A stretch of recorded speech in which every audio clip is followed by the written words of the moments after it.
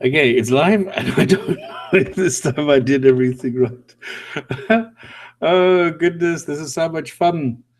Let me refresh this, and let me see what happens if this then works. If this goes, switch this one off. Go into here. There we go. Now, the only difference that I can see now is that I do this before the show. And now the only thing is that normally Ike does this after. So I wonder if there's anything different between doing this during or after the show. But maybe it works today. So, okay, there's somebody saying WZH saying, wow, is that now the admiration for my genius that I managed to do a correct copy paste or what? Okay, is there something happening? Is there anything that you can see or that you can hear? Please confirm. Is there anybody out there? Who's all watching? Can I see how many people now? Oh, 5 viewers on this one. Nothing on here. I am so amazed. In other words, if you're amazed, that means there is some action on the Gin and Tonic show on www.godless.ch. Okay. Well, I'm so happy. I'm so happy to amaze. Okay, ladies and gentlemen, welcome. It's Sunday. It is 7, it is 6, it is 5. Wherever you are, it's 6 UTC PM. It's UTC 6 o'clock. It's winter time, even though winter, well, it's not really. It's like a cool summer's day. But anyway, it is the 27th of December. We have somehow managed to survive Muhammad's birthday. Oh no, it's Jesus' birthday. Although there are some Mohammedans who want to make Muhammadan Day the 24th of December so that they can start celebrating Christmas as well. Or then it's going to be Muhammadan Day. I don't know how they're going to do this, but there are, Muslims who are trying to do this.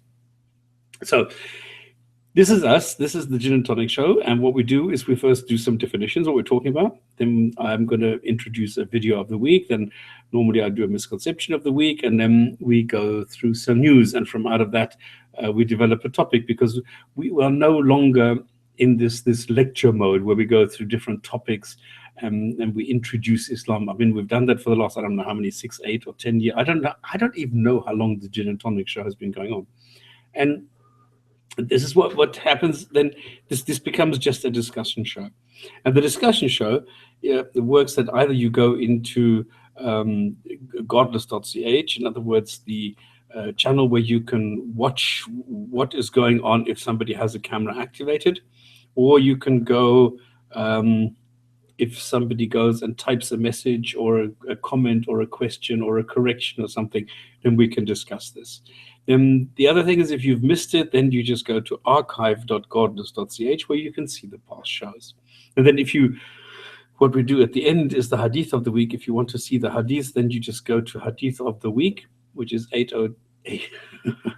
HOTW and .godless.ch, and there you can see a collection of hadiths that we have handled here, which have been presented by Ali.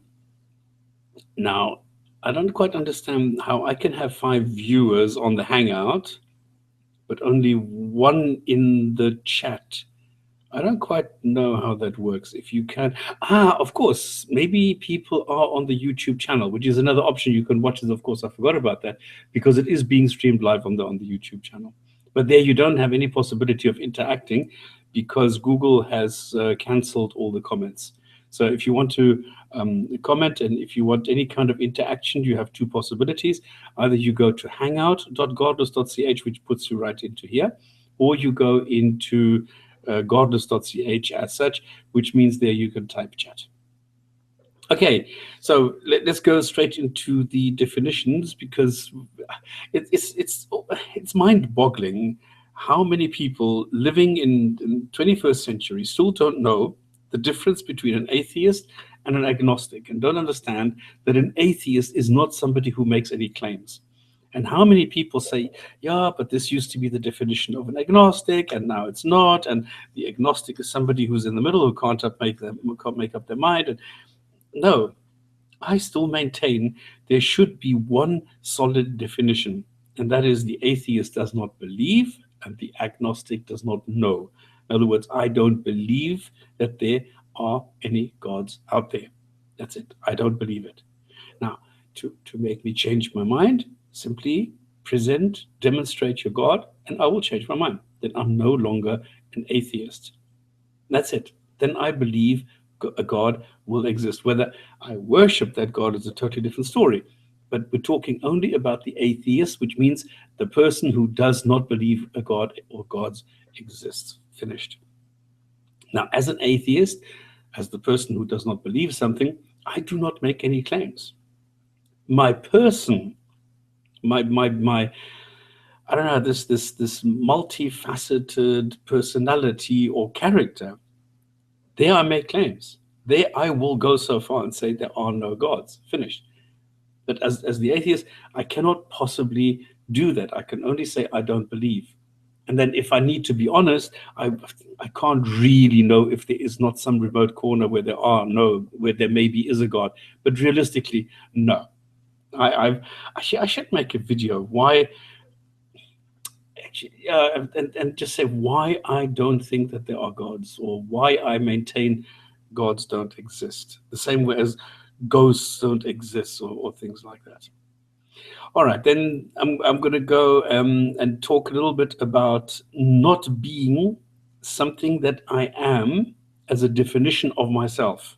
So I am defining myself as something that I am not, because I don't believe. I am not a believer. I'm a non-believer. And theists, in other words, the people with a God, from theos, Greek, with God, they insist that I should identify myself as something that I am not. Now, I don't think I should. I think I'm just a human. Why should I have a name? Like I'm a human without wings. I'm not a racist. So but the word a racist doesn't exist for some reason. Or the a philatelist, somebody who doesn't collect stamps. There is no word. So why is there a word for a theist? It's quite strange, because we all know asymmetrical, amoral, and all these other things. Those are actually things that you are, but I'm not. I'm just a non-believer. And at the end, now I need to make another video about, and this is something that I'm actually researching at the moment. The fitra, the innate belief, the claim that babies, from the word go, have this feeling of awe that there must be something supernatural and larger than life and larger than this universe and larger than, which in my eyes is absolute total bullshit. And I need to explain this. I need to demonstrate that this is nonsense, and that the claims made by people, especially by Muslims, who claim because it's written in the Quran, then it must be true, that unfortunately it's not. This is just another instance where the Quran is wrong. I mean, the Quran is wrong on so many things, so why not here as well? And it is. All right, so just like a language, gods are taught to kids by the parents, by their society, their culture. This is why you have so many different gods, because you have so many different languages, because you have so many different regions. And you don't get this as a baby on your own. You need to learn this. That is the way that is. You get indoctrinated by the kids. Now, a video of self-learning skills at running the show, PBS Twing video. Okay. The other thing that we're talking about is that why is it that we're talking about Islam? Now, we're not Muslims, we're non-Muslims, non-believers. And I believe you need to be a non-Muslim to be able to speak about Islam. Because a Muslim will always have some sort of a bias. A Christian will always have some sort of a bias. So it's only as a non-believer that you can objectively be able to look at Islam and say, okay, this is real. Okay, these are the texts, and this is the story, and this is the story as is believed in the tradition, the conservative branch of Islam. Then you have those people that don't really believe any of this, and then you have the doubters who say, no, let's look at history first and then decide what Islam is. So you can't do that if you are a Muslim, because as a Muslim, you need to believe that the Quran is the word of God, that this is what a God said. And if a God said ants can talk and donkeys can fly and things like that, then you need to believe it. I mean, if you believe that a piece of steak will revive a corpse, go kill yourself and wait if somebody comes along with a piece of steak and see if it revives you. It doesn't. So anyway, but theoretically, Muslims must believe that this is possible. Now, we're talking about Islam, and Islam is not what people usually call just the nice, sweet, cuddly, soft religion. No, it's not. Religion is at the center, granted, because there is a God at the beginning and there's a God in the middle of everything. But then it branches out, and it branches out because there are so many different facets and nuances. I can't hear that word anymore. To Islam, because there is no such thing as the Islam. There is no such thing as the Muslim, because it's all based on Quran and Islamic texts, which are vague and ambiguous and require interpretation. And everybody interprets the Quran a little bit differently, and everybody interprets the Hadith a little bit differently. So you have an infinite number of possibilities how you can interpret this, and this is why there are so many different Muslims. So we try and explain Muslims and Islam in the 21st century with always taking into consideration where does it come from. So what we try and do is, if there are any open questions, we try and look at the background. We try and see where's the source for this? Where does Islam, where does the Quran, where does it say what? And why do people get this idea? So there you go. So this is us. We're talking about Islam as a political ideology. This is what I call it, because from the word go, it's always been about politics. When Muhammad was checked out of Mecca, he went to Medina. First thing he did, it was a state. And then you have the caliphates, and he was the first caliph. Then you have Abu Bakr, and you have the so-called four righteously guided caliphs. Then you have all the others with Umayyads, Abbasids, and so on and so forth. And the first caliph which actually appeared in history is Muawiyah from 660 onwards, from the Umayyads. And he did not reside in Mecca. He did not reside in Medina, but he was in Damascus. So it tells us a couple of things about the political side of Islam, that maybe it was the political side which initiated the religious part. This is one of my favorite topics when it comes to Islam.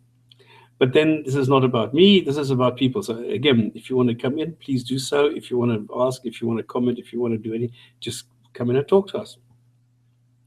So, video of the week. I found it's a Huffington Post video on Topless Jihad Day. Now, it's about Topless Jihad, which is mocking Daesh and their 7th century moral code and their this bunch of terrorists. And now what the Huffington Post does is, I don't know, it's the most ridiculous and stupid piece of junk I've come across, because it's a guy interviewing people, and this moderator guides people towards Islamophobia and racism in connection with Muslims. I don't know why that is necessary. I think it's shocking and depressive how bad some journalists are at their jobs. Because you can't, I don't know why a journalist would tell people, yeah, but what do you think of Femen? I don't know if you know this Ukraine group who protests all sorts of things, especially women's rights, but they do it topless to garner attention, and they're quite good at it. I mean, come on. I mean, I think everybody loves boobs, and so it's a nice way of looking at it. And in most countries, the nipple is holy. In other words, you're allowed to show as much boob as you want, as long as you don't show the nipple. That's why there's a lot of countries. I grew up in a country in South Africa where women didn't have nipples; they had stars. So you had these huge boobs, but then the stars at the end because the women had huge boobs but no nipples. So the funny thing is that there are now movements, free the nipple, where women are saying, look, we want equal rights. We want to expose our nipples the same way as men are allowed to do, because men are allowed to go topless and expose their nipples, so why can't they? But at the moment, we still cannot, because society still makes this big boo-ha around nipples. And this is why Femen does exactly that. They expose their nipples and they say, this is our protest, and we use the female nipple as a means to expose female human rights violations. And then they go and they ridicule Daesh, and now the Huffington Post interviews people and they say, well, what do you think of this? Is this the right way to do it? And blah, blah, blah. And isn't this racism towards Muslims? And isn't this an act of Islamophobia? And even though people don't really want to go, they then sort of prompts them to go there. Now, I found this atrocious. Now, Islamophobia, I think we've talked about this many times in past shows. This is a term that is nonsensical. There is no contents. There is no definition for the word. Everybody knows what Islam, well, some people know what Islam is and some people know what phobia is. It's just that Islam and phobia don't go together. I mean, they're trying to bring this together from homophobia, where it does make sense, because there you have this this fear of homoerotic, I don't know, acts or pictures. I mean, I'm basically one who still has a mild homophobia, because I still can't see two guys kissing. I think it's funny, but that is the way that I was brought up, and it's difficult, and I admit this. So yes, but Islamophobia, you can't have an unwarranted fear of Islam, I think, because Islam is, it contains a lot of violence. So I think it's a really valid fear. Like I was attacked by Muslims, and yes, I was really afraid of those people. But that does not make me afraid of Islam, just of those people. But the problem is that Islam teaches people in its writings, and this is now the problem within the text, that the texts are actually in a sufficiently vague that people can interpret them as saying, I need to attack all non-believers, I need to kill them, because there are some sentences like that in the Quran and the Hadith, and Muhammad, obviously, he did this a lot. So then people say, well, this is what we need to do, and this is what we see from Daesh at the moment. So I am really, no, let's say I would be afraid of being a non-Muslim in Syria or Iraq at the moment, or a Christian for that matter. Welcome, WZH. You have to put. No, I'm still good. I'm still going to do my misconception of the week. Then I'm going to start running out of things, because then I've got to talk about some news, and then it would be great if other people could join and we get a discussion going. Otherwise, this is going to be just a very short show. Now, the misconception of the week is I came across, let's call it, some discussions where Muslim clerics are getting together and are discussing breastfeeding. And they are discussing bathing with your kids, because they are maintaining that if a girl sees the penis of her father, this could instill evil thoughts in her. Or if somebody else sees a woman breastfeeding her baby, maybe they can get thirsty and think, I also want to have a lick or a sip or something like this. I don't know how sick you have to be in your head. I mean, there is nothing more natural than breastfeeding. There is nothing more natural than growing up with your kids. What is wrong with your kids seeing you naked? I mean, we were born naked, and that is the way we are. We've learned to dress ourselves, but in nature, we are naked. And I don't understand why. I mean, kids are not interested in that.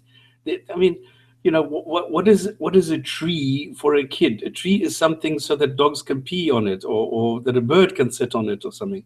This is the rationale of a kid. It doesn't think, oh my God, what does daddy have dangling between his legs that mummy doesn't have? And what can you do with it? And is it naughty? Is it bad? No. Kids are naturally curious. They will say, what is that? And you tell them it's a penis, and that is it. Why doesn't mummy have this? Well, there are differences between men and women. You can see she has long hair, she has short hair. She has a big nose, long nose, short. And that's the end of the story. And kids then forget about it. They're not worried about this. I mean, it's different if you then instruct your daughter to play with it or something. That's a different story. But I'm talking about just standard situations, everyday situations like you would have on a nudist beach or something like this. Because that for me is nature. That has nothing to do with anything sexual. So even Muhammad was breastfed. I think you can also exaggerate it. Do you want to say something? Yes, even Muhammad was breastfed by another woman. So yeah, why is there something special? I mean, yeah, but Muslims could be so easy on this issue. So I don't understand it. No, it's more about whether you can do this in public. Like if you're sitting on the tram and then or in a shopping center and you're just sitting there and you excuse me, you discreetly open the top and then just breastfeed your child. And it's about that. So if you do, I mean, this is the big thing in Islam. Okay, it's hypocritical. Whatever you do behind closed doors is up to you. Like sources used to say, if two gay men have sex in public, then they need to be stoned. But if they have sex in private where nobody can see this, then it's okay. It's like, I mean, either it's okay or it's not okay. And whether you now have sex in private or in public, there shouldn't be any damn difference to a God whether or not the act is being, condemned or not. But it seems to make a huge difference whether it's in public or in private, whether you hide it from the view of others. Like rape. I think it's wrong to rape your wife. In Islam, you don't have that because you need the 4 witnesses, because you need to see it. It needs to be in public. Only if you rape a woman in public and 4 witnesses see it, can she go and appeal for rape. And that's sick. I think that's not the right way. Okay, that was the misconception of the week, which I think this is it.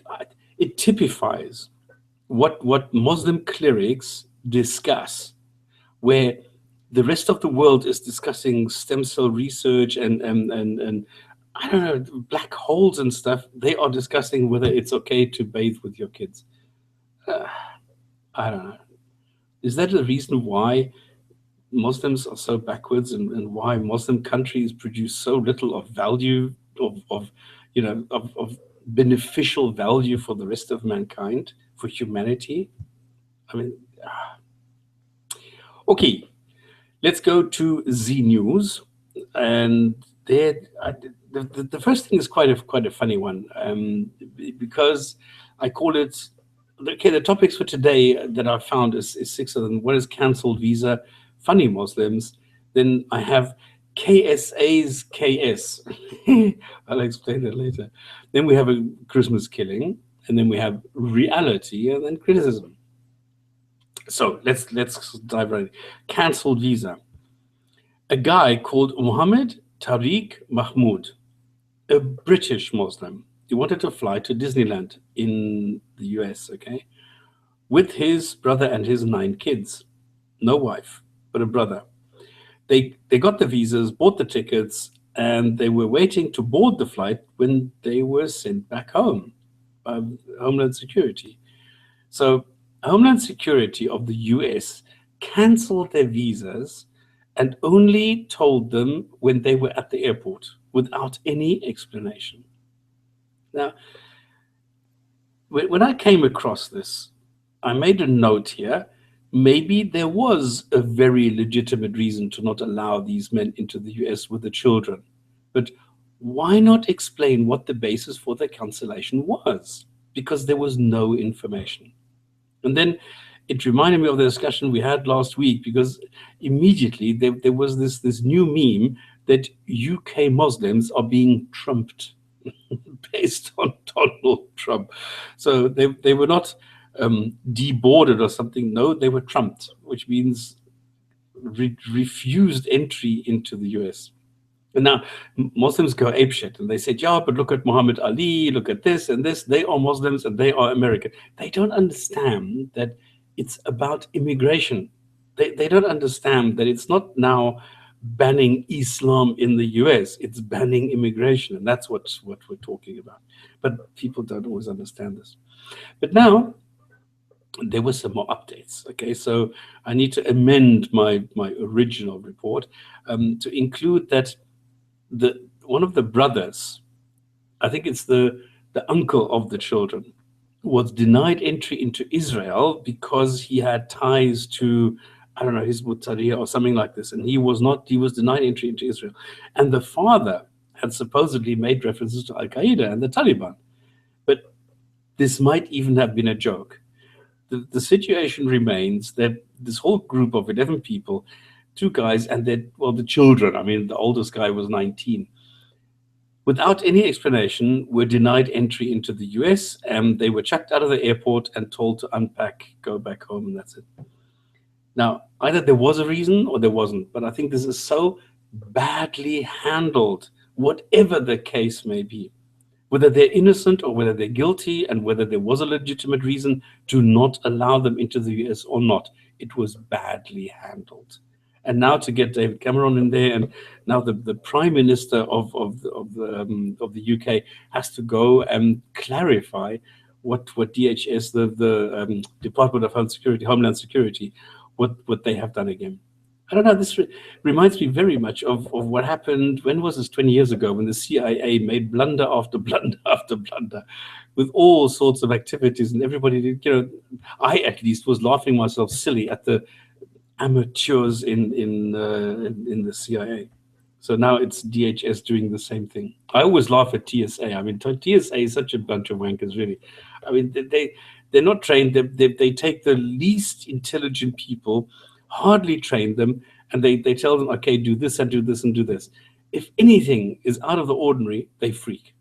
And they immediately, I don't know, they must go to bed dreaming about them being the hero, and the CNN and USA Today, and everybody's going to have them in the front pages and everywhere because they saved the day and they apprehended the most wanted terrorists. So I tell you, all you have to do is point at your tooth and say, oh, I've got a toothache. They go and investigate what you have now, whether you have a hollow tooth with some explosive in your tooth or something. They're moggy. They're totally moggy. But anyway, it looks like America is really, really scared. I mean, the militarization of the police is stunning.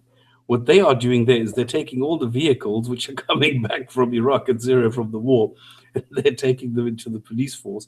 And so that it's not only the SWAT teams now anymore, it's now every police office needs to have an armored truck or something. And this is police for the people inside the US. Crazy. Yes, but Obama. Again, yes. Obama, what was it like 4 or 5 months ago? He declared that there will be a little bit regulation to not allow military stuff, armors, and vehicles on public streets by the police, because really? We have to distinguish the military equipment. Exactly. To the police equipment, because the people would say then, well, are we under attack by our own people? Is this some kind of war in our country against us, etc.? This is exactly the point. I mean, I remember the good old days when the cars still had protect and serve on the side, and this is what they were doing. I still remember that the people were walking on foot, and they were respected, and they were part of the community. And if you had a problem, you could go to the cop and things like that. Those days are gone now. Jesus, if you do something wrong and the cop sees something and he says to you, stop, I want to search you, I want to poke my finger up your ass to see if you're hiding something, you have to say, yes, sir, and spread it. Otherwise, you stand the risk of being shot. I mean, the amount of people being shot today is absolutely amazing. It's like hundreds. They compared this. I think there were like 700 deaths by cop in 1 year, and only 3 cops were killed. And then the cops always say, "Yeah, it's for my safety and my security and things like that." And they're causing real real shit, and I can't understand this. Anyway, let's continue with the next topic, which I called funny Muslims, because there's a school in, I mean, there's a school in the UK, and it's a Muslim school. Now, I wonder what a Muslim school actually is, because do they only teach the Quran? Is this like a madrasa?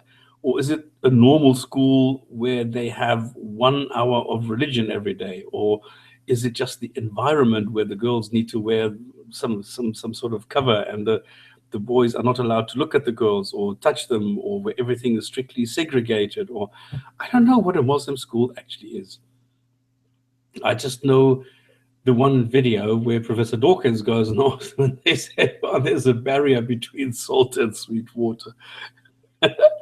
and he says, "Come on, you're not serious." And they say, No, this is serious. This is science. This is scientifically accurate, what you find in the Quran." And he didn't comment on it. He just shook his head and left and said, "Listen, why are you doing this to the children? Why can't you educate them properly?" But I don't know if every Muslim school is like that. Anyway, this is a school in the UK, all right? They found pork somewhere near, I don't know, whatever, near maybe, the school, in the form of 2 pig heads. Now, while I think this is poking fun at the superstitious rituals of Muslims, which they still follow today, these funny Muslims called the cops, reporting, and now get this, a hate crime, because there was some pork near a school somewhere. It's not that it was like on the door handle of the entrance of the school. No, it was just near the school, and somebody saw some pork and they screamed bloody murder. This is now, number 1, a crime, and number 2, a hate crime. And for me, this is, okay, I'm sorry, maybe I'm too callous or not sensitive enough. For me, this is a prank. This is the typical thing that people would do. I mean, because if you have any kind of, anything of hobby, anything different about you, people are going to make fun of you. That's it. There is no explanation what near means? No, it was just near. They found pork somewhere near this school, in the vicinity of the school. So, well, if it was on public streets or public little small way, I mean, who gives a shit?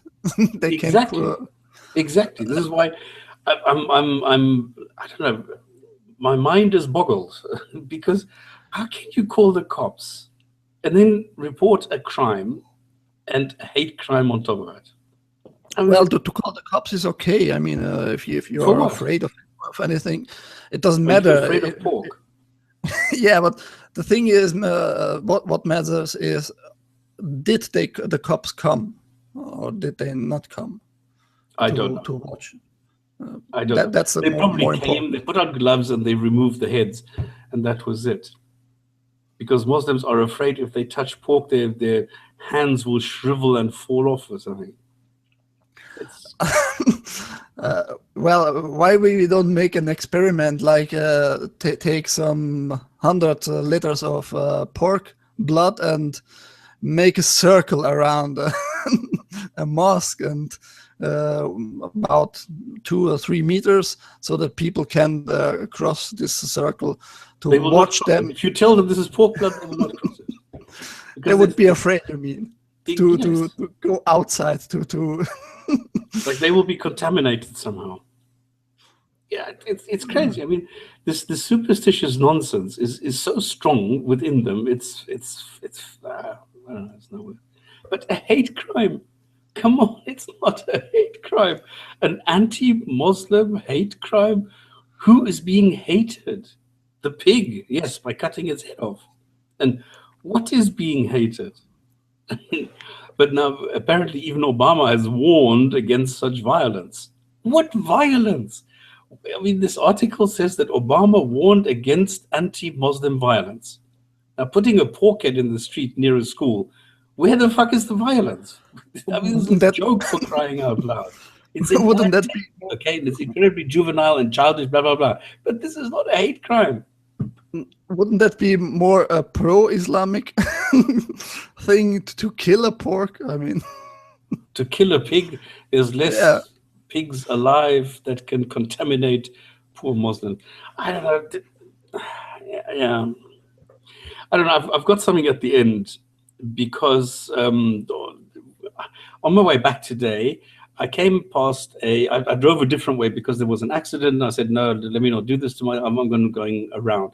So I went around and I saw a mosque, which was new. I've never seen this before, because it has a minaret outside. So I thought, hey, there's a new mosque.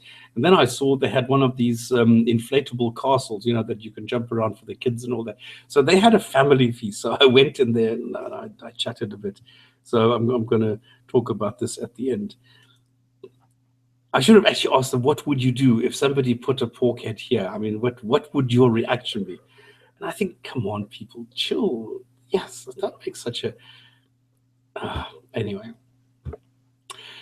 Let's go to the KSA's chaos, because the boss of Saudi Arabia, the Salman the First, Salman the First, Salman is something different, has decided he no longer wants to sell oil because the price of oil fell to a third of its high of over, I think it was 150, then it was 170 even, and now it's down to 36. It's great. So he's decided there's no fun in not making money. And after his Allah takes a fifth, it leaves him with a lot less to finance all those mosques and preachers and all those things that he's paying for worldwide. I mean, he's trying to propagate Islam everywhere, and everybody wants a lot of money. I don't know how many mosques are actually being financed by Saudi at the moment. And okay, I must admit, I am a bit bitter about Saudis closing down my channel and hacking my email account. But I mean, these are the facts, okay? Now, what will he sell instead? Well, nobody knows. Maybe he needs to pray for guidance, because the KS, the King Salman of KSA, of the Kingdom of Saudi Arabia, has told his ministers they should go and sell other things. But he didn't tell them what. So now nobody knows what they're going to do. I mean, Mecca, the Hajj alone gives them a lot of money, but I don't think that you could run all the financing in worldwide for Islam from the income from Hajj. I think that's not enough. So I wonder what they're going to do, what they're going to sell, because apparently the sand quality of the desert that they have is not so good. So you can't really use it for glass and for silicone chips and things like that, which is a bit of a bummer, I suppose. But maybe he goes to the mosque and he prays there. And let me tell you, he has a magnificent personal mosque. Or like the personal mosque in Doha, for example. It's a beautiful thing. It's got a huge clock tower on the outside. It's gorgeous.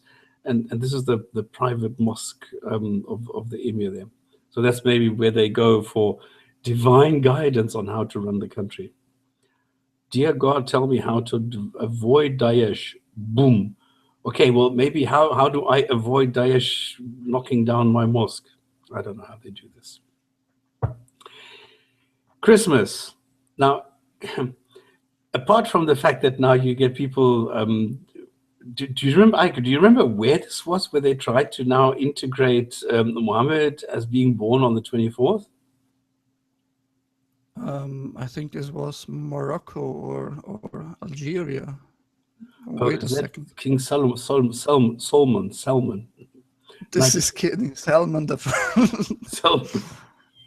King Salman. Wait a second. Was at first French news?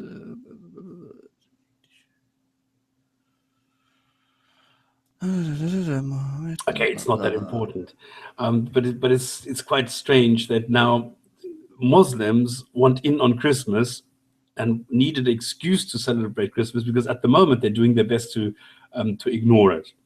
Of course, they don't ignore it. I mean, all the shopping centers are all full of decorations. All the various corniches that you have in the Middle East, they're all decorated. and they all have blinking lights, and they all have that. I mean, I don't even know what excuses they use to put up the decoration. But of course, the people who come to Dubai for shopping expect the Dubai Mall and the Mall of the Emirates and blah blah blah. They expect some sort of decoration, and they are, come on, you get it.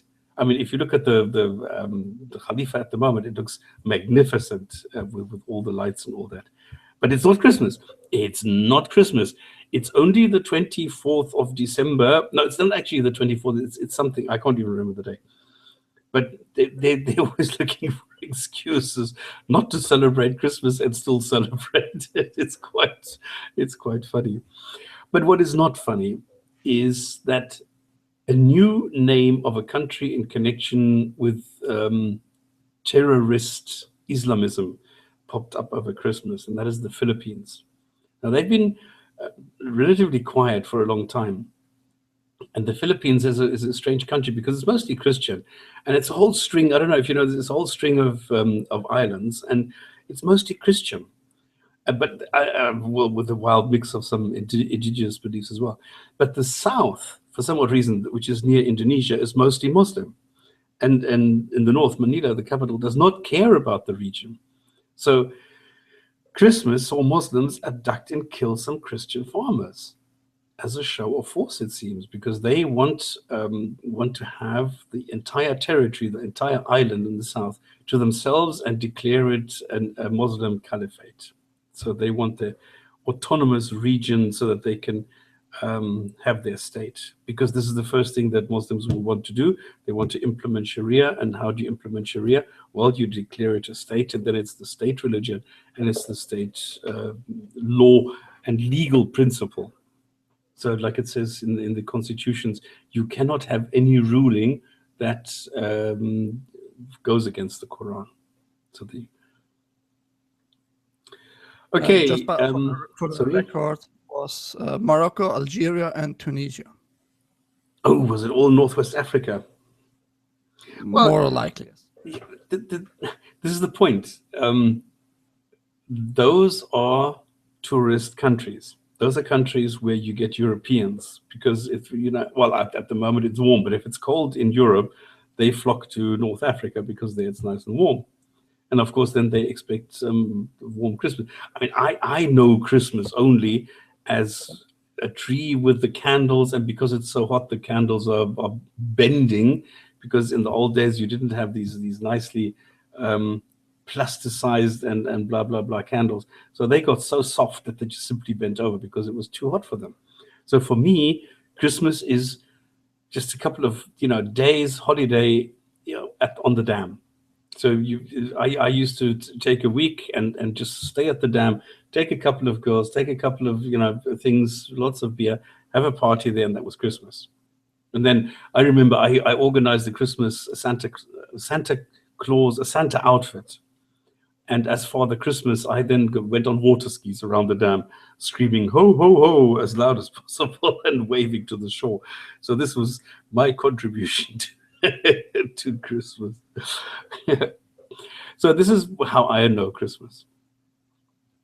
Now, okay, I've said already that I'm going to talk a little bit about what happened to me today, because I stopped at a mosque just on the road. I just drove, and my wife was furious. She says, "Yeah, but now I need to." I said, "Come on, just come with me and just chill. I'm just going to go. I'm not going to argue. I'm not going to do anything. I'm just curious what this is." So she agreed and blah blah blah. So stop. So you forced your atheism on your wife? Yes. No. She's also a non-believer.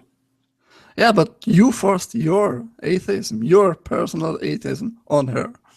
No, I just convinced her that it's a nice idea to speak to some Muslims. Yes, but she didn't want it to do it at first. She's bored. She's not interested in Islam. She's not interested in religion. She doesn't care. So she just thinks, no, what am I going to do here? It's going to be boring. But it was okay, because I mean, and this is the whole point. Muslims are nice people, okay? I went there and I just approached some guy and I said, "Listen, I just saw that you're having a party here, and what is this, and what are you doing, and what's the mosque for, and da da da da da. And I said, is this only for Turkish people, or is it for Islam? And then I said, well, I'd actually like to know, how do Muslims react to the current climate in Europe when there is so much, well, what do you want to call it? Well, I don't want to call it hatred, and let's call it animosity. When there's so much animosity towards Islam, the violent section of Islam, how do you handle this? And he says, okay, here's a guy, he can talk to you. And then he called somebody. Of course, it's the usual thing, because as soon as anybody asks a question who is not a Muslim, he is not allowed to answer. So immediately, I mean, I've had this everywhere, where people are not allowed. Like when I went to a mosque in a Muslim country, I approached somebody and I said, listen, who can I ask about this and this, who knows something? And immediately it will always be, go ask the imam, go ask them, because they will not take any kind of responsibility for making a statement that maybe might be wrong. So they will immediately call the imam. And this is the same thing here. So he says, wait here. Came back after 3 minutes and gave us some tea and said, sit down. Then he came back with the imam, and then we were allowed to ask the question. I said, well, I just want to know how you handle this. And then the imam couldn't really, because he said, well, in Islam we have this. I said, no, hang on. I'm not interested in Islam. I know Islam. I'm not interested in talking about Islam as the ideology at the moment. I'm interested in the people. I'm interested in you. I'm interested in how you handle the discrepancy between being European and being Muslim in the climate that we have today. So I want to know from you how you personally categorize the atmosphere and how you get along with the contradictions. Because then I said, well, are you Sunnis? Are you Shias? He says, no, we're Sunnis. I said, okay, but you don't have. And now I was showing off, because I wanted him to stop talking about Islam to me. So I said, okay, but you are not of a particular madhab. So you're not Hanbali, Shafi, Hanafi, or something like this. And he said, no. And I said, okay, then I assume that you're not interested in whether it's Wahhabis or Salafis or something like that. And then the imam got up and left, because he realized he's not going to talk to me about Islam. So, and this is what I made very, very clear. I was not there to argue. I was not there to argue about the contents of the Quran or something. I was interested in the people only. And then this developed, and then this was brilliant. And then the funny thing was, more and more people joined in, because they could hear that I was not in any way controversial or doing anything that went against Islam, that I was genuinely interested only in the people. And then more people joined in, and they said, no, we handle it like this. And now there were some really, really interesting statements that those people made. Because now in Abu Dhabi or Doha, I'm not allowed to talk to women. I mean, you will not find a normal woman in a mosque in the main central area. Here, there were women.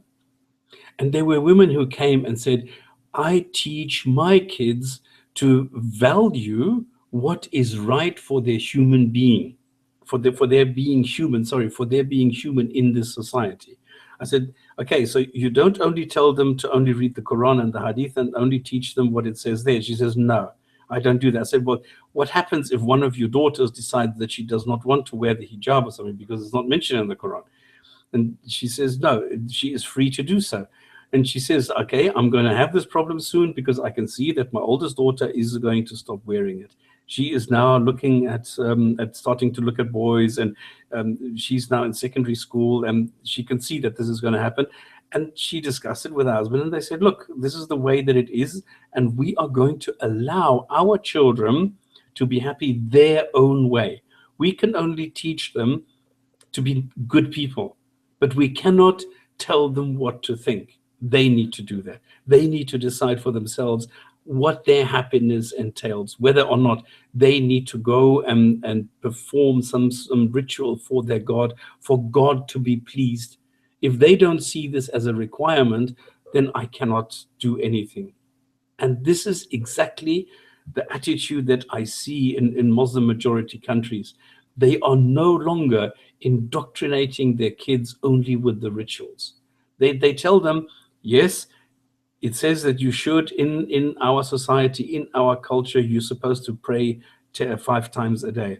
But if they don't do that, well, so be it. Or in Ramadan, maybe sometimes it's not possible to fast because you are traveling or because you're doing something else.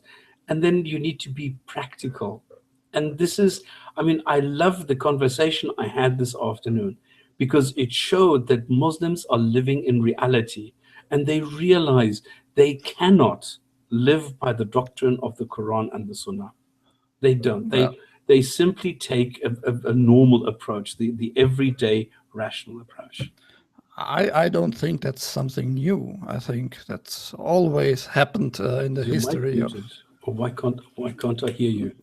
No, my mic isn't muted. Yes. I don't think that that's something new. I think that's happened in Europe since the beginning of importing Islam in the society. I don't think that's something new, but it's easier to say for a parent. We don't force on them because of this and that, but in reality, they are forcing. I mean, a child didn't choose for herself in normal situations to wear the hijab or a burqa or a niqab since the beginning. I mean, this was told by the parents in general. Correct. So they are forcing, but the parents live in reality. That's right. That was a good statement, because they can't force it when the children get older in a society where you can't by the law force your child to wear something or to do a ritual, etc. They knew that. I don't think that's something very spectacular to say, well, we are so open-minded and so moderated, and we allow our children to choose for themselves. I mean, that is easy to say after after they indoctrinated their child over decades. Okay, but the problem, the thing is that they don't get killed. Yeah, sure. So that's the difference. But I mean, we are thankful to those parents that they don't kill their children. Yes. Because Yes, I appreciate even small steps towards reality. Absolutely. I mean, I was so tempted to try this the street epistemology, but I decided no. Let me leave this. Let me stay out of this. I'm only interested here, and it was good because then other people joined in who heard that we were discussing this at this table, and then a young guy came in and he said, "Look, what I do has nothing to do with Islam. For me, Islam is the spiritual side, but my everyday life is not governed by Islam. And my parents allow this. So I'm allowed to cut my hair how I want to, and I'm not expected to do anything. It's between me and myself and the way that I was brought up. Yes, I was brought up as a Muslim, but today I am as much a Muslim as anybody in Germany, as much as anybody in Belgium or Luxembourg or wherever. Because they are cultural Muslims. I mean, this guy was what, 19 or 20 or something. He says, I'm at varsity, I'm studying, I don't have time for Islam. And this is the reality today. And this is something that Muslims will have to accept in the long term, in the long run, because that is reality today on the planet and in Europe. So anyway, I was very happy to hear this. And of course, it was a novelty that I was able to speak to women because in the past, in other places, I wasn't allowed to speak to women. They were simply not present and I couldn't address them. And here I was able to speak to female Muslims, how they bring up their children. I loved it. So I thought this was really great. And my wife was not even angry with me. So yeah. Okay, so that was a personal, I mean, it's not representative, of course. I mean, this is just one community, and this is just, there were maybe, 200 people there, and very relaxed atmosphere, and that was just it. But it shows me that this is or can be reality with Islam. And I was very happy with that, because I saw that this is the other side. And I didn't even have to ask them what they say about Daesh. And that they said, look, we reject the violence that is being, committed in the name of Islam. We don't agree with this side of Islam. And I said, okay, but you have decided that for yourself. You are cherry picking, okay? Because the Quran does say that. So you are taking this for yourself. And he agreed. He says, yes, there are some things which you need to interpret, and this is the way that we interpret them. And that is why we are always saying, we as a group, as a community, we strongly condemn any kind of violence, any killing in the name of Islam. So there you go. Lastly, the last topic that I had for today is something that was brought up by the Council of Ex-Muslims in Britain, by CEMB. I don't know who is doing the tweets there, but in Twitter, somebody said that we should be careful how we criticize Islam and Muslims. We should always stick to the person, to stick to the idea and not the person. Now, I then asked, okay, but then what is it that we are actually criticizing? What is actually detrimental, or what is causing the hate, or what is the cause for any of this? Because I don't see it. I don't see what actually is happening. If I criticize, for example, sources, is that bad or not? Anyway, then Rationalizer came in and he says, how about taking this? And he actually came up with a working definition. I don't know where he got it from, but that's a working definition. And let me just see what he said. And now I can't find it, of course. Every time that you want to quickly find something, because it was right on top, then you think you find it and then it's gone. Charlie Winter, I'm like, oh, come on, I don't believe it. These are Muslims listening now. Okay, what he says is extrapolating the negative actions and beliefs of one or even majority onto the whole. And this, I think, is a workable solution and a workable definition, where if you take the actions of one person and then go and you attribute this to everybody, to the entire ideology, and that is something that you can't do.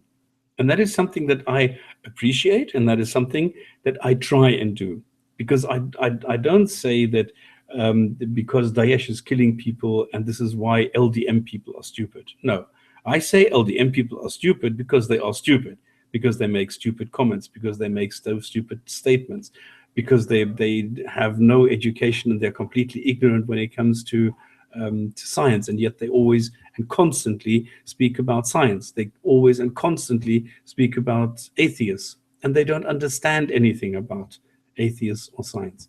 And this is why I call LDM people stupid. But I'm being criticized for that. But the thing is, I am not saying that because LDM is stupid, Islam is stupid, and all Muslims are stupid. No. I think that I'm one of the people who actually goes out of their way to make sure that, yes, there are good things about Islam that you can go. They're far and few between, but you can find them. And that is what I'm saying. It's not all bad. It depends on your definition, interpretation. That's it. Maybe it's Anyway, because so how do we handle criticism? Yes, sorry, Ike. Maybe it's because you take not always, but many times the term Muslims, because you say Muslims this and Muslims that. Yeah, but it's a non-number. It's a name for something. It's an unspecified group. If I say cars are loud, okay, it doesn't mean that each and every car is loud. I mean, electric cars are not loud, but I'm making a statement referring to an unspecified amount. It's a subgroup, but I'm not specifying how many. Yes, but I think maybe that's the point why they don't like it, even if it's clear that you take it as a non-number definition. So maybe I should say some Muslims. No, I don't think you should say some Muslims. I think you clearly can use still this just Muslims term, but I just want to clarify probably if that's the reason behind this post you are talking about. Okay, and now I would love for other people to join in as well, because I'd love other people's opinions on this. Because how do we handle criticism? How are we allowed to criticize Muslims? Can we get personal? Can we use mockery? Can we use derision? Do we need to show respect? Do we always need to differentiate ideas versus the people? Or can I generalize something? Because I know that I generalize when I say I want all Muslims to take ownership of their ideology. And here I am saying I blame every single Muslim for not doing that. And here I am very, very specific, and I'm very clear saying all Muslims. But otherwise, I think I can mock Muslims as an unspecified amount. I can mock Muslims who do stupid things. So I'm not being mean to all Muslims if I criticize some Muslims. If I think that Muslims believe that ants can talk, and I mock every single Muslim who believes that ants can talk, I think I am allowed to do that, or am I not? Please discuss. Now I wish. Please, I think, of course, we are allowed. I mean, if you, if the Quran tells you something which is very clearly in a situation, and you are not allowing to criticize this and to say people who believe flying donkeys exist or Muhammad traveling to faster than light to God, etc. I mean, you are believing this, so why is this a problem for you if somebody doesn't take this serious? That can't be the norm to not criticize such things. I don't know what to say. No, it's well, basically you're agreeing with me that I can do that and I should be able to do that. I just don't understand, or I'd love to have more opinions. I'd actually like to have somebody who says, no, you can't because of this and this. I would love to hear a different opinion. GP says, as Theresa May says, new spying powers will be used to bring cyberbullies and online trolls to justice. Yeah, this is crazy. This is crazy. This is now really curbing free speech. Do you know that I was contacted by Quora saying that I was found to have been what did they say? I was violating their be nice policy. Now, what was happening is that somebody insulted me and told me I'm an idiot or something like this. I'm stupid. And I countered by quoting the Quran, which says that to Allah, the calling somebody a name like that is like the voice of the ass, but ass being donkey, or should I say ass? Ass. The ass is the thing at the back, and the ass is the donkey. Anyway, so it's in thingamajig, it's meant to be the donkey.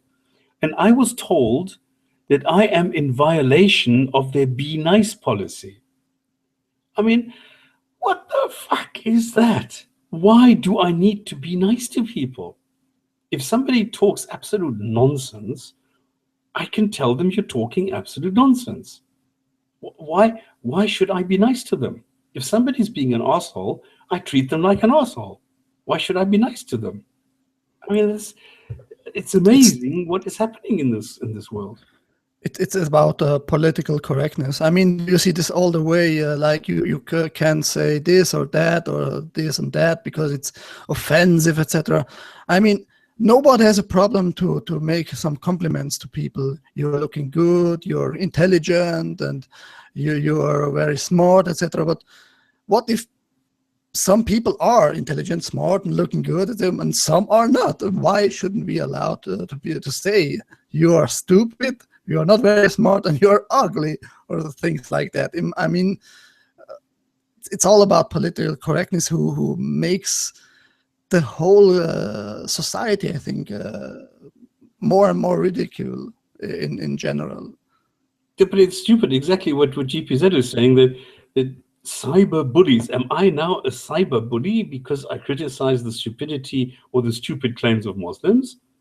If a Muslim comes to me and says there is a barrier which salt water and sweet water can never mix or something, I call him an idiot. Then you are committing a hate crime as an Islamophobic, and you will get like GPZ, a free room in Guantanamo, and get some threatment to be a better person. Yeah, but this is the same what happened with Mariam Namazi, where she says something, where she says, okay, this is reality today, and immediately the Muslims scream, save space, save space. What the fuck? I mean, why do academics in a university need to be pampered? Why are you not allowed to, contradict someone? Why are you not allowed to correct someone?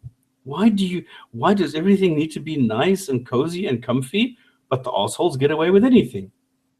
I mean, there's a discussion going because now I made a comment because there was a video of someone driving, cutting off someone, and when that guy hooted and protested, said, listen, behave a bit, he slammed on his brakes. And I commented, because the following driver then slammed on his brakes as well to avoid the accident. I said, no, I brake just a little bit less, just so that I bump him.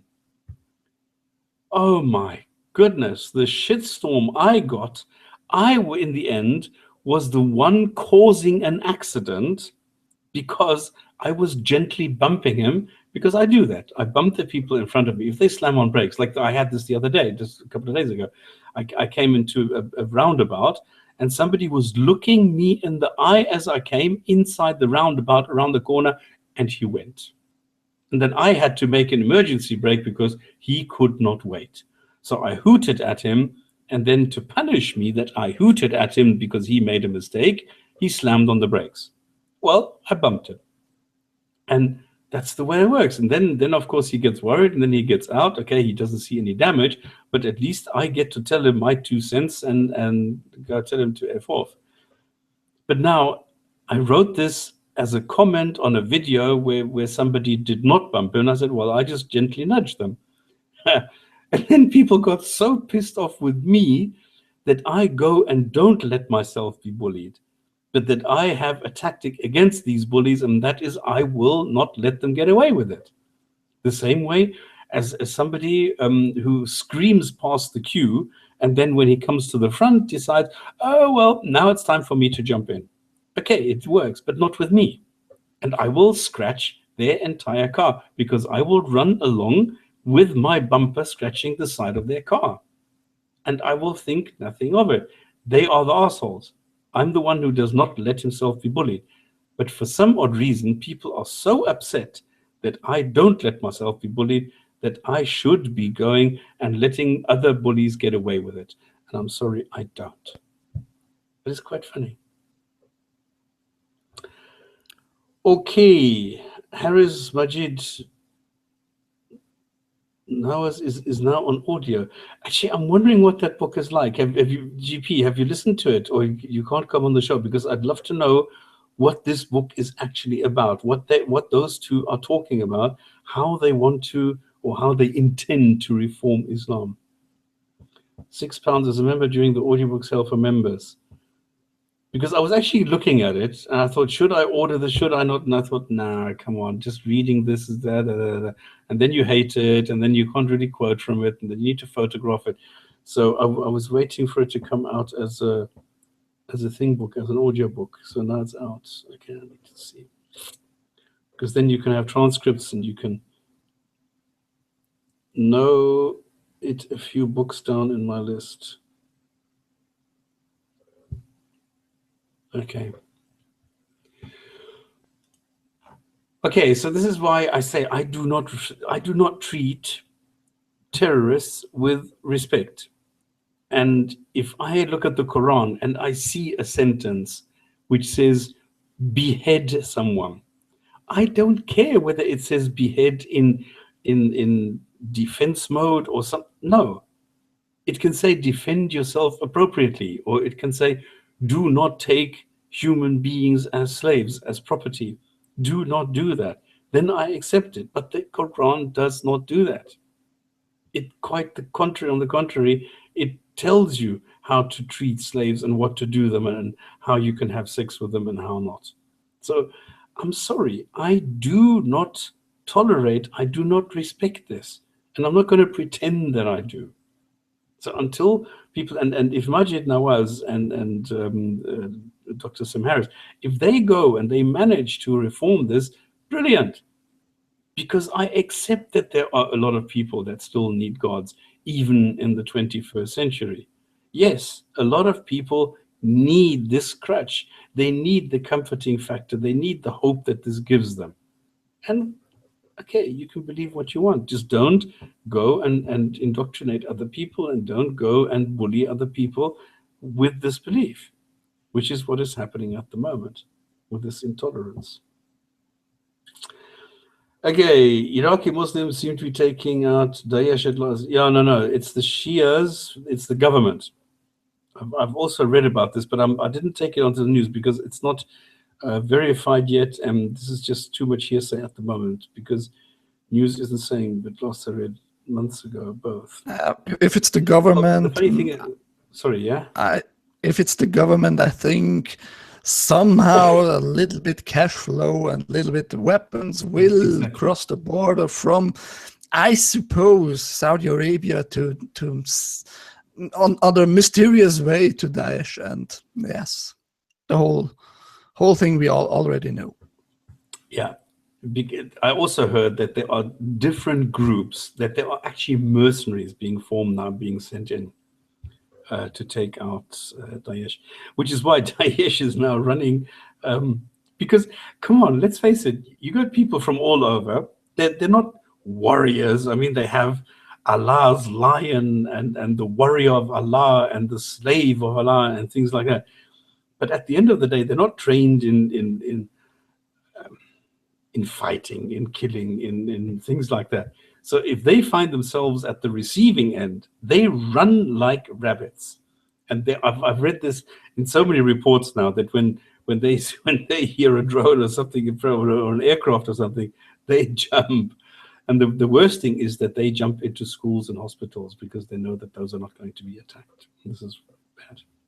That's a lie. They really schools and such thing will be hit. I mean, this we have seen in, what was it, Afghanistan or Pakistan by the US.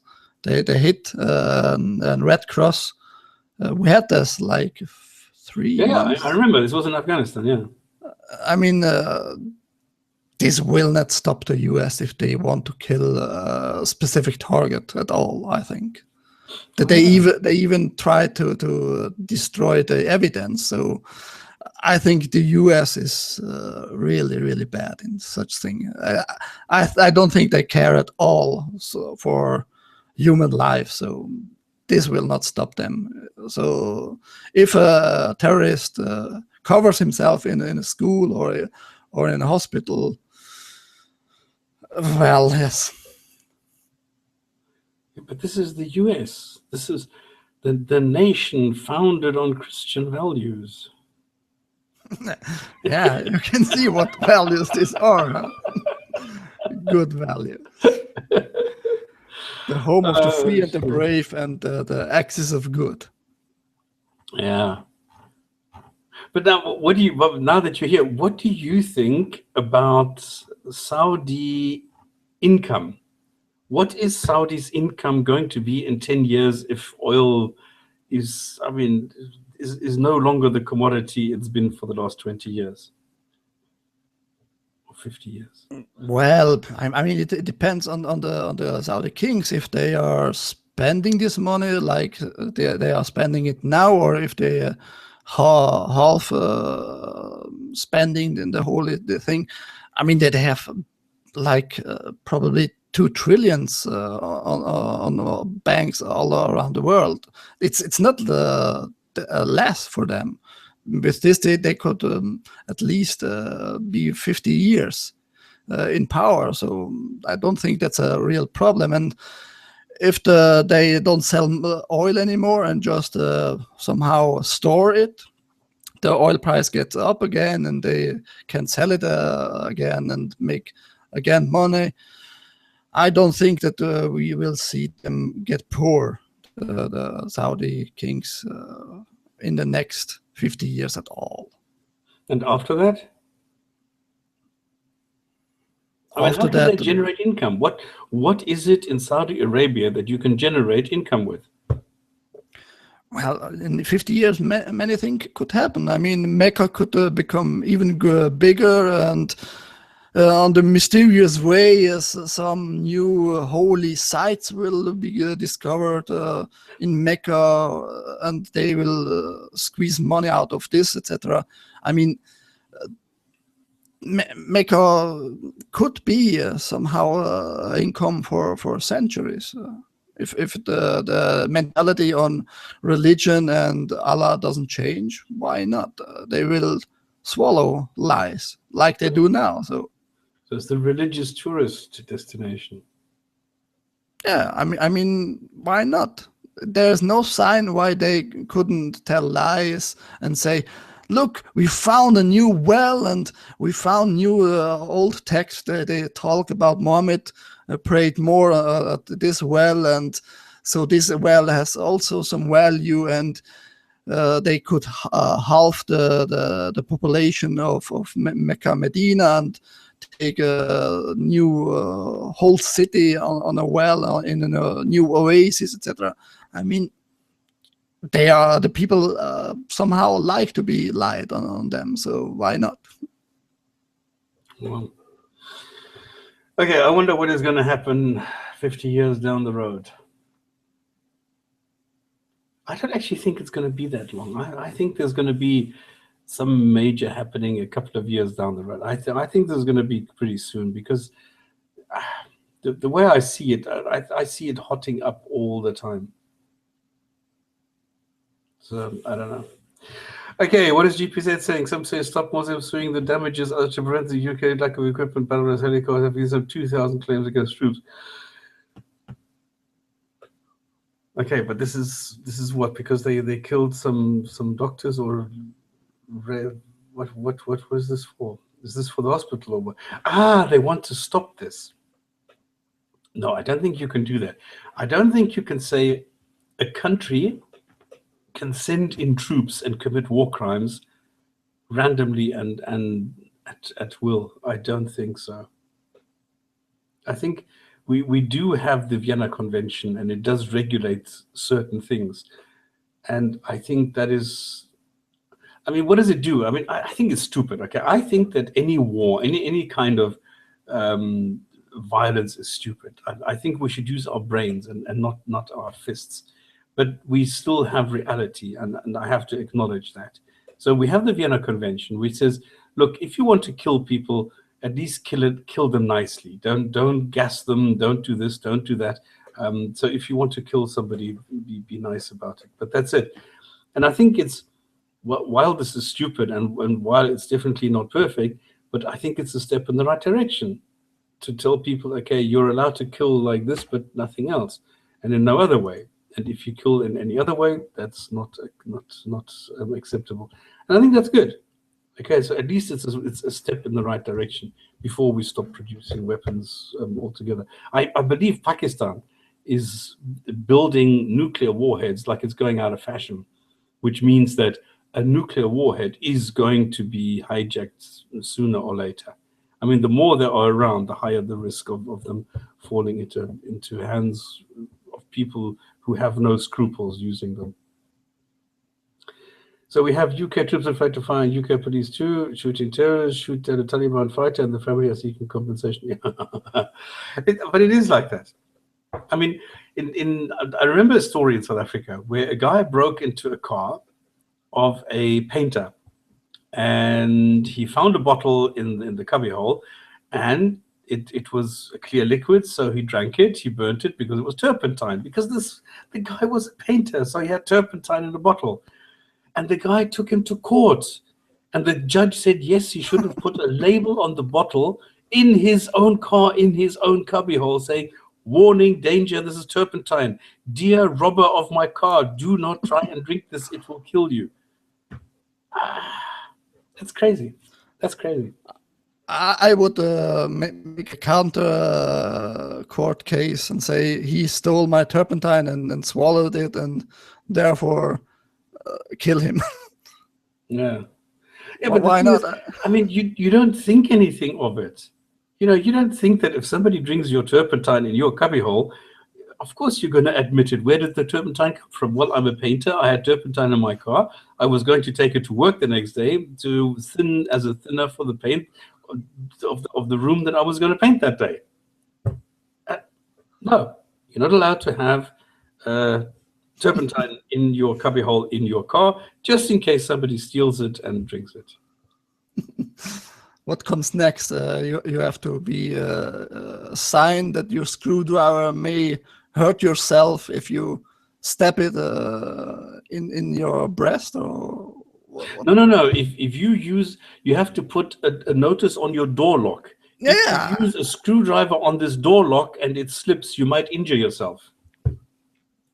No, I mean like the same case. You're a mechanic or an electric guy, and you have screwdrivers in your working car, and somebody steals your car and hits somebody or stabs somebody with a screwdriver. Is he then responsible, the owner of the car, for the murdering? Or Exactly. I mean, Exactly. Apparently, yes. It's crazy. Like a guy, I don't know if you remember, in the old days, the BMWs used to have flap handles. They didn't have handles as such, but you had to go underneath the flap, lift it, and then you could open the door. So what he did is he put electric contacts underneath the flap. So when the door was locked, there was 2 kilovolts, 2000 volts or something on this thing. So if you put your hand underneath the flap and you pushed it against earth, in other words, the flap handle, you got quite a shock. And he was convicted of damaging somebody who wanted to steal the car because he put his hand underneath and he got a fright and he got a shock. He fell down, hurt himself, fell on his head. We had to go to hospital, and he sued the guy because he put something in under his car, and because other people, well, maybe somebody wants to touch your car. And he says, no, you're not allowed to touch my car. You can look at my car, you can do anything, but don't try and see if the doors are unlocked, or don't try and pick my doors. You will get a shock. And the judge said, no, you're not allowed to do that. You are guilty of bodily harm and aggravated assault, or I don't know what these technical terms are, what they told him that he was not allowed to do with his own car. I mean, that is amazing. So there you go. Okay. Shall we talk about what should we talk about? The hadith of the week. Shall we go there? Because there's nothing really else to talk about. Monsterophobia. I have here the monsterophobia. What? The monster? What? Monsterophobia. What is that? The fear of flying spaghetti monsters. Other flying, okay. And this exists or what? Well, I've just initiated it. I think we should have monsterophobia, the fear of the flying spaghetti monster, because it will, if you don't do what it says and you forget the parmesan on the pasta, you're in deep shit, boys. That's the way it goes. But isn't that against spaghetti? No, against the whole thing. Why you need to have monsterophobia, because if you don't put the parmesan the right way, you need to be afraid that the flying spaghetti monster is going to come and touch you with its noodly appendage, and you might suffer hunger. What is it? Symptoms.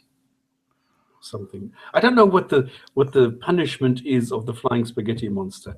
I know that Allah, the God of the Islamic Quran, kills people with thunder. I thought that there aren't any real punishments in this religion of the Pastafarian. Maybe less. I mean, the spaghetti monster already boiled for your sins, didn't he? Yes. So, I mean, we had the discussion. What was it? 3 months now with the Pastafarian guy. And I asked him what are the punishments, and he told us, well, there aren't really any punishments. Just the beer. The beer maybe tastes a little bit different, and things like that. You get non-alcoholic beer. Things like that. Yeah. I don't know if that's really a punishment. I mean, sugar water. Come on, that stuff is horrible. I mean, I drink non-alcohol, well, this light alcoholic beer, but that's okay. But then we were accused of being alcoholics, ex-alcoholics, yeah. Ex-alcoholic because the argument was 2 thumbs up and, on the video today, and 2 comments on his own comment. That was the argument why we are ex-alcoholica. Whatever. I mean, that wasn't stupid one. GPZ means praise Jibba. Sandwiches for all, down with pasta. Who is Jibba, GPZ? I don't know any Jibba. Jabba, I know, from Star Wars. I also... But does he like only sandwiches? Sandwiches for all. I love sandwiches. I'm such a sucker for sandwich. I don't know if people have been to South Africa, but if you ever happen to go to South Africa, the one thing that you need to do is eat a what's it called? I can't believe it. I've got a block. A chicken, not a fried chicken, something chicken. A chicken mayonnaise. There you go. A chicken mayonnaise sandwich. This is the best thing ever. I mean, there is no sandwich like a South African chicken mayonnaise. Gibbous crabs. Is this a new religion or what is that? Never heard of it. All right. I'm not going to drag it out another half an hour. Do you want to play the hadith of the week? Then we make a short one today. Should I? Go ahead. Don't let anything stop you. And the next one's going to be a third, so it's also going to be a quiet week, I suppose. Yeah. Okay, I will play it, and for the last sentence, I will pop up a little text so that people can read it. Jabir reported, I heard Allah's apostle saying, the Satan is present with any one of you in everything he does. He is present even when you eat food. So if any one of you drops a mouthful, he should remove away anything filthy on it and eat it, and not leave anything for the devil. And when he finishes food, he should lick his fingers, for he does not know in what portion of his food the blessing lies. I can manipulate people's minds. I can crawl into their asshole after they shit if they don't praise Allah. I am unseen. Nobody can feel me. I am able to even bring false revelation to Muhammad. I disobeyed even God's commands. But boy, oh boy, I am living off the leftovers by humans.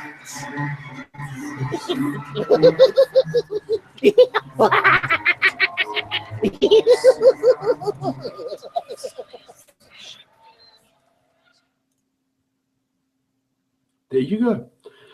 That's what Muhammad teaches us. Always eat your food, children. Always finish it. Otherwise, the devil is going to come, and he can do all sorts of things, but he has to eat leftovers.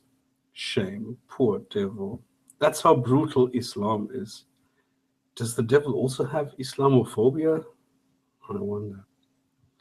Okay, guys, thank you very much for your time. It's been the 27th of December edition. And if anybody wants to join in future, if you see this, you're probably watching this on archive.godless.ch. And if you want to join, just go to godless.ch. See you soon. See you next week. Bye. Bye.